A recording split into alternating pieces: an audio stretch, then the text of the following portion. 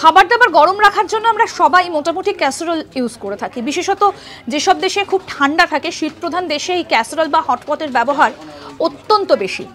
বলতে পারেন কবে প্রথম এই ক্যাসারোল উদ্ভাবন করা হয়েছিল বা কে করেছিলেন, কবে করা হয়েছিল? আসুন এই বিষয়ে আপনাদেরকে বলি।